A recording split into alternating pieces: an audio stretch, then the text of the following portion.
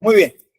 Continuamos entonces con el desarrollo de la organización eclesiástica, ¿no?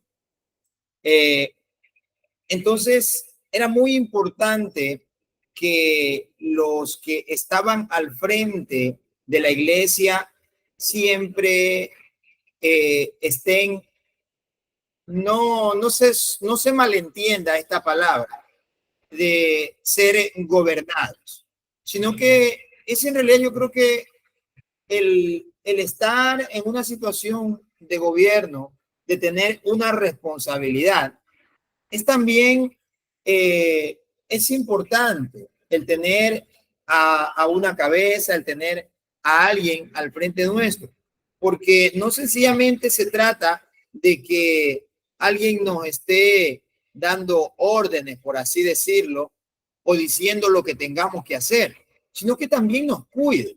En este tiempo, eh, el gobierno imperial, mira lo que dice, proporcionó un plan, proporcionó un plan que naturalmente fue seguido en el desarrollo de la iglesia.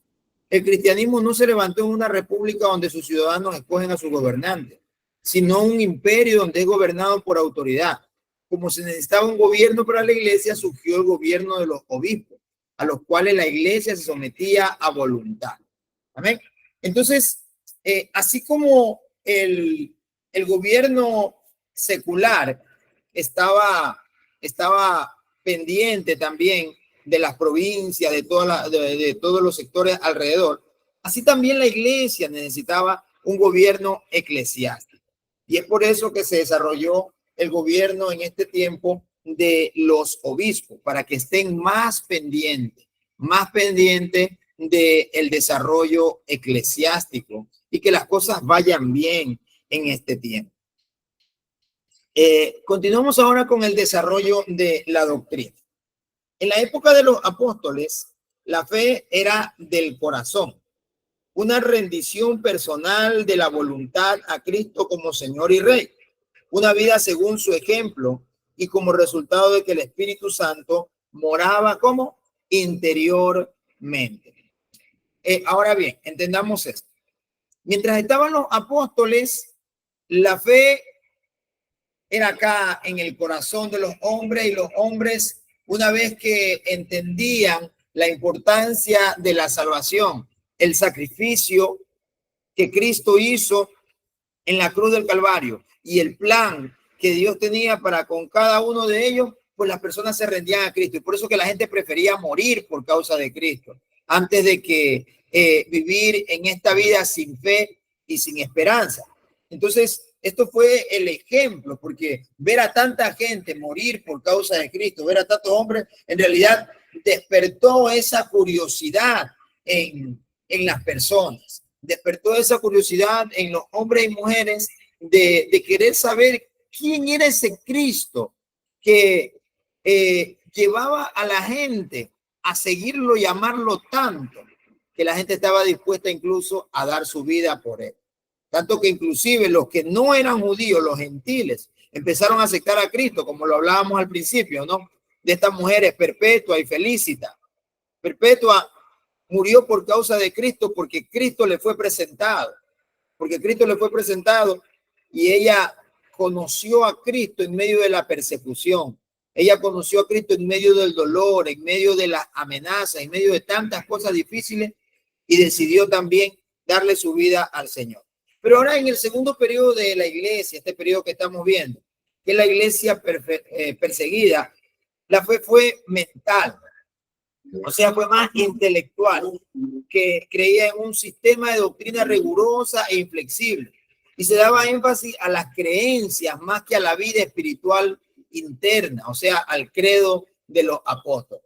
Ya para este segundo periodo ya empezaron a ocurrir pequeños problemas en los cristianos, porque ya no estaban los primeros cristianos, ya habían muerto por causa de Cristo. Y había gente que todavía estaba dispuesta a no negar su fe, a dar su vida, si era posible, por causa de Cristo, pero ya había otro grupo de personas en los cuales se preocupaban más por otras cosas antes que por lo que anteriormente fue enseñado por los apóstoles. Y es así que prácticamente tuvo que volver que los obispos encargarse de que a la gente no le falte el conocimiento, porque puede ser que como no conoces tanto de Cristo, sea esa la razón por la cual ahora quizá no tengas la valentía de vivir y de morir, si es posible,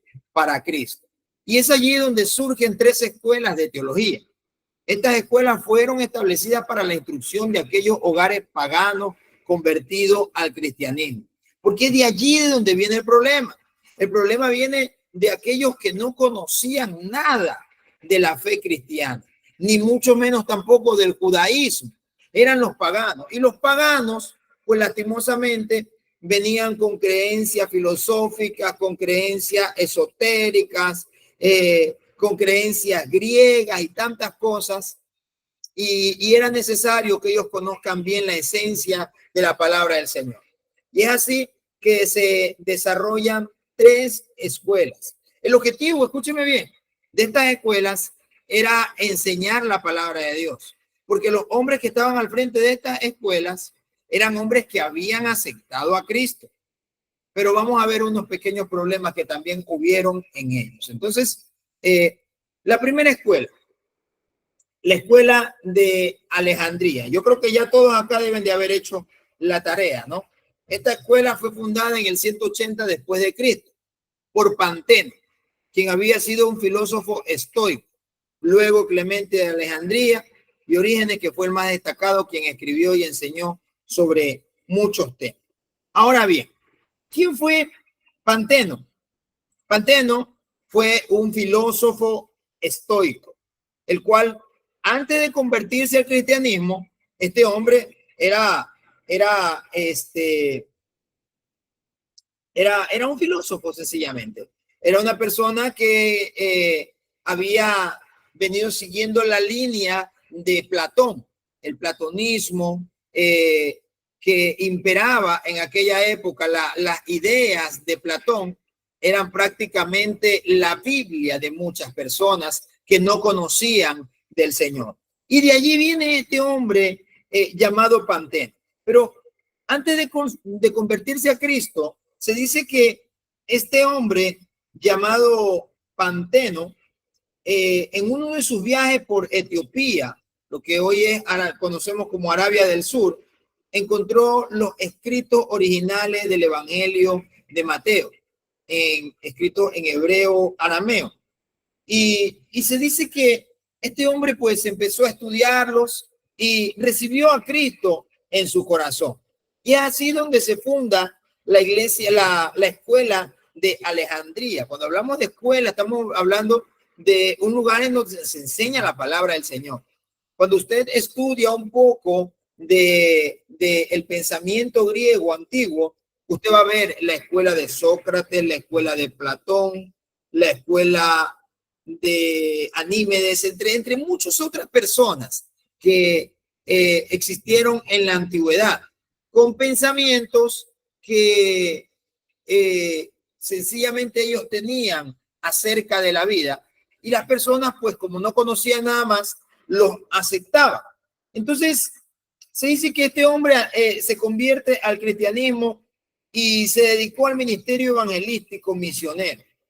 Y por eso es que el pensamiento de este hombre trascendió muy lejos. Pero aquí hubo un sincretismo, escúcheme bien. Y cuando hablamos de sincretismo, hablamos de una unificación de 2 tipos de pensamiento. Porque este hombre, aunque se convirtió al cristianismo, tenía también muchos pensamientos platónicos. Entonces, él hizo un sincretismo, una fusión entre ideas filosóficas y religiosas, que hoy también las conocemos como ideas metafísicas. Hoy en día la gente está mayormente enfocada en el poder mental. Yo estoy enseñando apologética acá en la iglesia y justo ayer estaba enseñando acerca de la metafísica. Y usted puede ver en las redes sociales como hay muchísimos pensamientos Hay muchísimos pensamientos que se promulgan en las redes sociales y que le enseñan a la gente a decir sencillamente, tú repite esto: yo soy bendecido, soy prosperado, esto, yo soy capaz de tener lo que quiero, la salud me persigue, yo tengo el poder para poder alcanzar todo lo que quiero en la vida, yo puedo ser rico y todas esas cosas. Y son puros pensamientos filosóficos en las personas, pero no dicen nada en base al arrepentimiento. Entonces, desde esa temporada, en la temporada de Panteno, ya se venían viendo estas cosas, ya se venían viendo estas situaciones y lastimosamente estas cosas allí empezaron a entrar en la iglesia. Y a pesar de que este hombre llamado Panteno, él no dejó sus mensajes, sus sermones homiléticos, no dejó sus conversaciones testimoniales, no dejó tampoco su escrito, no dejó nada. A pesar de eso, su pensamiento trascendió. Inclusive se ignora la fecha en la que este hombre murió, pero se dice que él murió aproximadamente en el 216 después de Cristo. Y allí un discípulo de él llamado Clemente de Alejandría continuó su legado. ¿Pero cuál fue su legado? Su legado de sincretismo. Un legado en el cual continuaba esta fusión entre lo filosófico y lo religioso. Y él siguió el mismo camino de Panteno. Y luego este legado se lo dejó a su discípulo Orígenes. A su discípulo Orígenes. Y Orígenes continuó también con esto. Se dice acerca de Clemente de Alejandría que la amplia cultura de Clemente no fue borrada por el cristianismo, pues los filósofos gentiles, Platón en especial, él decía algo, que lo que Platón había enseñado estaba en el camino correcto para poder encontrar a Dios. Este hombre, a pesar de que empezó a estudiar la escritura, nunca dejó sus pensamientos filosóficos del platonismo antiguo. Luego vino Orígenes, su sucesor. Este hombre también luego fundó la escuela de Cesarea. Allí, en esa escuela, este hombre enseñó lógica, enseñó cosmología, enseñó historia natural y también enseñó teología. A pesar de que todos estos hombres defendieron también la doctrina, dejaron pequeñas semillas que más adelante nosotros vamos a ver cuál fue el resultado de aquellas pequeñas semillas que ellos dejaron sembrado en la mente de las personas. Sobre Orígenes se considera también alguien que es considerado hasta la actualidad como uno de los padres de la iglesia y como máxima autoridad en los asuntos de teología. Este hombre fue torturado en el gobierno de Decio en el 250 después de Cristo, y dice que después de esa tortura, él sobrevivió a la tortura que le hicieron, pero le quedaron consecuencias. Y desde aquella tortura pasaron aproximadamente entre 3 a 4 años. Y él murió a causa de aquella tortura, de las heridas que le hicieron allí. Entonces, observamos que en esta escuela de Alejandría, ocurre algo. Y es que aquí había mucho el pensamiento griego. Como les decía anteriormente, ¿no? Para los días de Jesús y aún después de Cristo, inclusive 100 años después de Cristo, ya la mayoría de judíos hablaban el griego normalmente. En ese tiempo era el griego koiné, el griego, el idioma del vulgo, que todos lo podían saber. Inclusive estuvo a punto de perderse la lengua nativa, la lengua hebrea. Y como allí venían los pensamientos de los estoicos, de los epicúreos, de los helenistas, entonces, a pesar de que mucha gente se convirtió a Cristo, seguía todavía creyendo en algunas cositas de allá. ¿Y qué nos enseña esta escuela de Alejandría? que aunque muchas veces puede la persona morir por causa de Cristo, puede que no deje un legado correcto. Usted y yo tenemos que aprender la Sagrada Escritura, de tal manera que ésta nos guíe a que las cosas que hayamos aprendido, inclusive en el colegio, algunos profesionales inclusive, llegan a volverse ateos por causa del estudio. Y otros, en cambio, se vuelven personas que siempre están cuestionando muchas cosas acerca del Señor. ¿Por qué?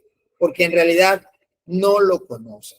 Miren, estos hombres murieron por causa de Cristo, enseñaron la palabra del Señor, pero a pesar de eso, hubieron pensamientos platónicos. Platón no tiene nada que ver con el cristianismo, que ellos continuaron enseñando. Así que usted tenga mucho cuidado de si todavía está pensando en algunas cosas que le enseñaron anteriormente. Hay cristianos que todavía creen en ciertas prácticas de la magia blanca, porque mezclan la medicina natural con prácticas de magia blanca en realidad. De magia blanca, el poder de ciertas hierbas, de ciertos rezos, de que pasar un huevito, de que no sé qué, que no sé cuánto. Hay cristianos que todavía tienen un sincretismo entre cosas de la antigüedad y cosas de hoy. Usted tenga cuidado, porque la generación que viene puede que no conozca a Dios si usted no se lo enseña tal y como lo muestra la Sagrada Escritura. La segunda escuela, la escuela de Asia Menor. Esta no estaba situada en un solo centro, sino que consistía en un grupo de maestros y escritores de teología. Su más grande representante fue Ireneo. Ahora bien, cuando nosotros escuchamos hablar de Asia Menor, ¿qué se nos viene a la mente? Libro de Apocalipsis, ¿cierto?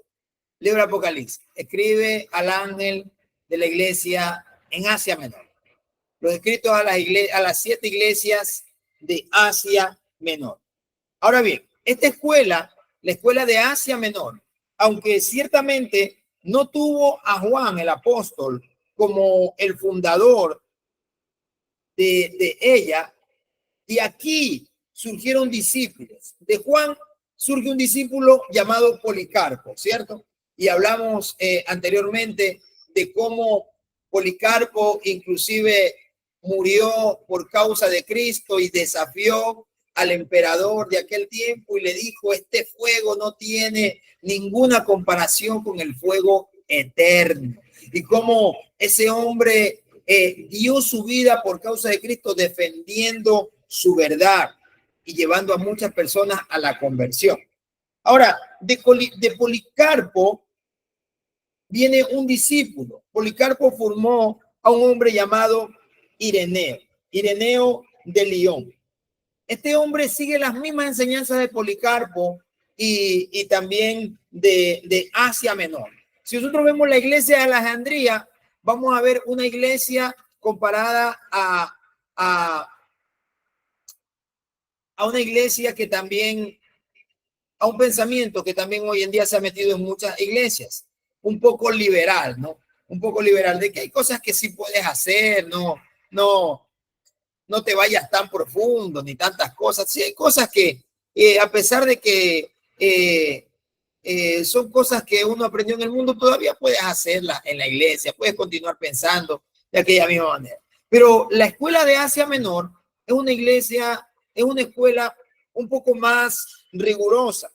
Este hombre llamado Ireneo de Lyon, también un padre de la iglesia, rechazó a los falsos profetas y enseñó en este tiempo a valorar el verdadero don de profecía.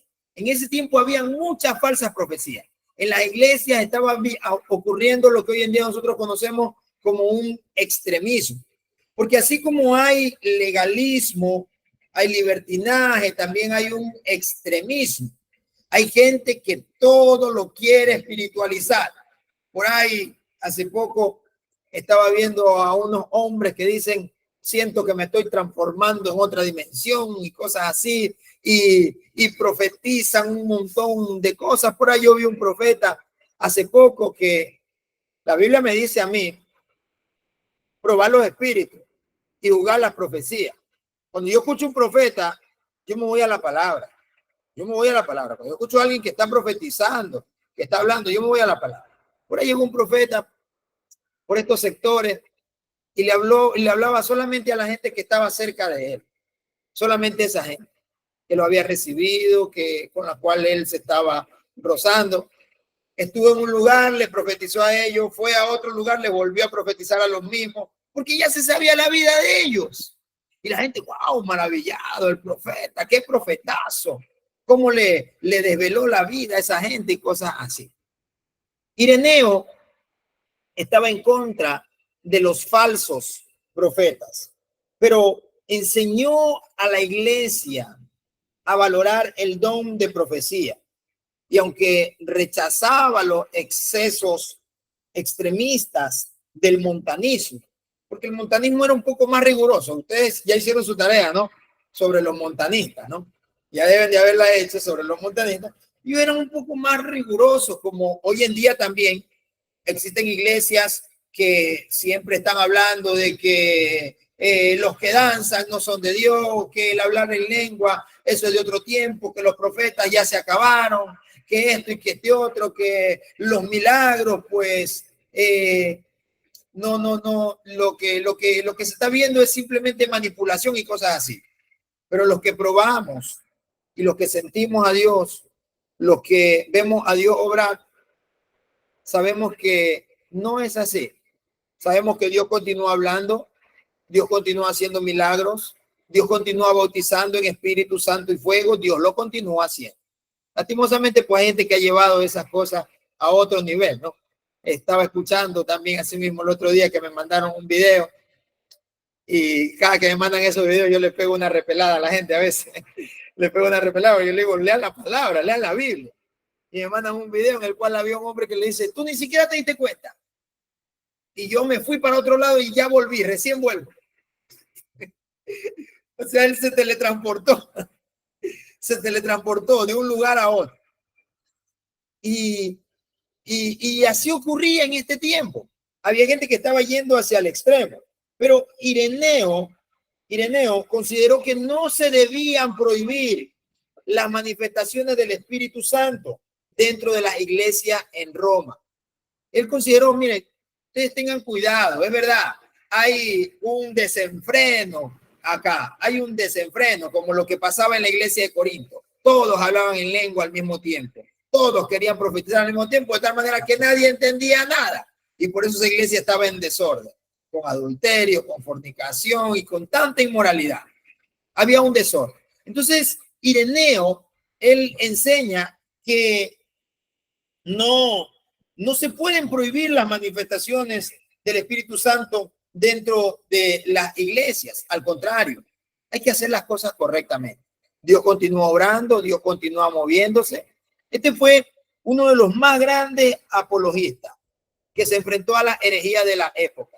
Porque así como había gente que trataba de llevar la palabra de Dios a sincretizarse o a fusionarse con las costumbres del mundo, también había gente que en cambio estaban llevando al extremo y la gente por eso no podía conocer a Dios porque estaban enseñando a Dios de otra forma. Como hoy en día, mucha gente dice que si no hablas en lengua no eres salvo, que si no danzas el bautismo del Espíritu Santo no te ha visitado y muchísimas cosas, ¿no? Que en realidad a la larga lo que son es extremismo, ¿no?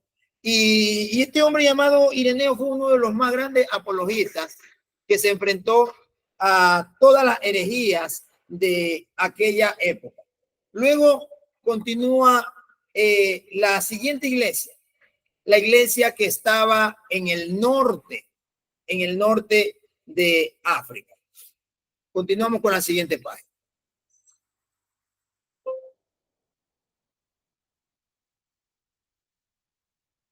Estoy ocupado. Perdón, no sé quién me está tocando la puerta por allá. El norte de África, la escuela del norte de África. Allí habían hombres más brillantes, como Tertuliano, como el obispo Cipriano, que estaba en Cartago, y por medio de ciertos escritores y teólogos dieron forma al pensamiento teológico de Europa.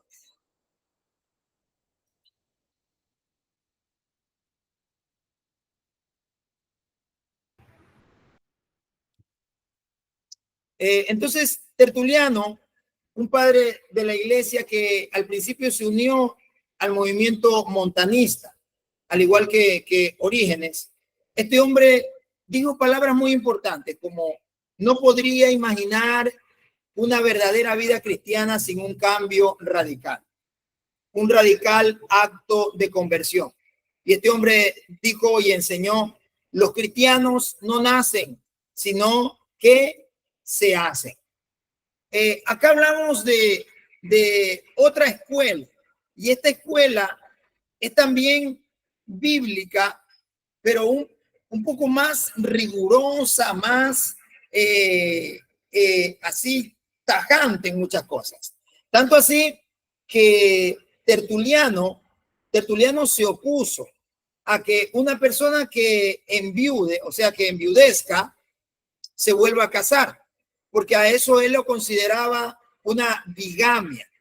Y al contrario, él dijo, esta es la oportunidad de suspender los deseos carnales y no volver a casarse. O sea, ahora sí, sírvele a Dios con todo tu corazón, no te vuelvas a casar, dedícate solamente al servicio. Si ya se murió tu marido, se murió tu mujer, pues esta es la mejor oportunidad, dedícate solamente a Dios. Porque él estaba unido con los montanistas también.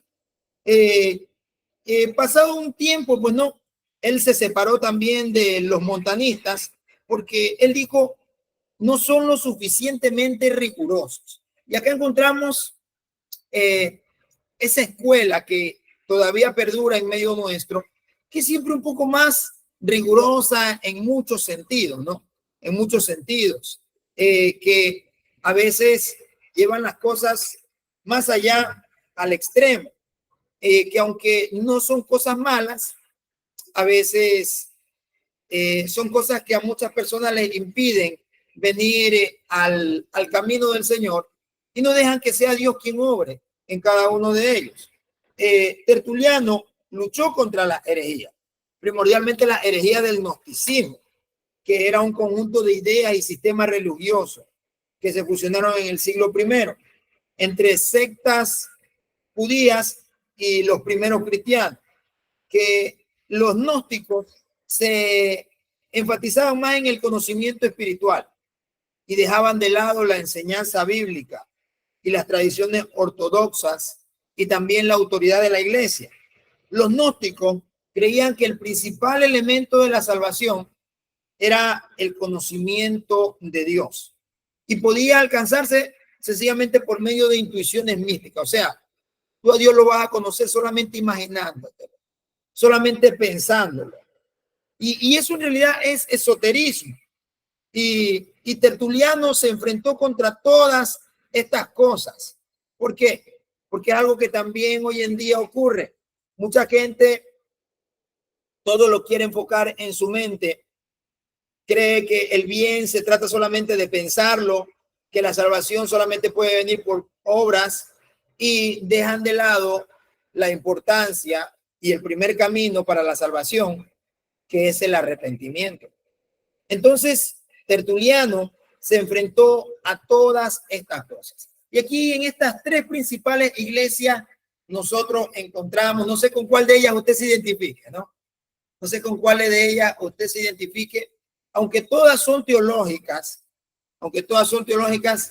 algunas de ellas tienen ciertos rasgos que todavía los vemos en la actualidad. De allí la importancia de que nosotros conozcamos mejor la palabra del Señor. Porque, por ejemplo, por los problemas que hubieron en la escuela de Alejandría y la fusión que hubo con los pensamientos griegos, es que luego se desarrollan tantas sectas y herejías. Porque así como se estaba enseñando la palabra, también estaban naciendo. Ya vamos a ver en la siguiente clase un poco sobre los concilios. Y vamos a ver que cada uno de estos hombres que se levantaron en este tiempo, ellos trataban de defender la palabra de Dios a su manera. a su manera. Y a pesar de que hubieron muchos problemas, siempre el Espíritu Santo ha estado obrando de tal manera que su palabra corra, sea glorificada y nosotros podamos continuar creciendo, aprendiendo y avanzando en sus caminos. Amén. Hasta aquí vamos a llegar con la clase de este día. Estoy un poquito afectado con la garganta. Luego les voy a enviar la grabación que vamos a tener que hacer, 2 grabaciones. Voy a enviarles los 2 videos de las grabaciones, por la primera que se cortó y esta siguiente. Amén. Entonces, vamos a darle gracias a Dios en esta tarde por su amor.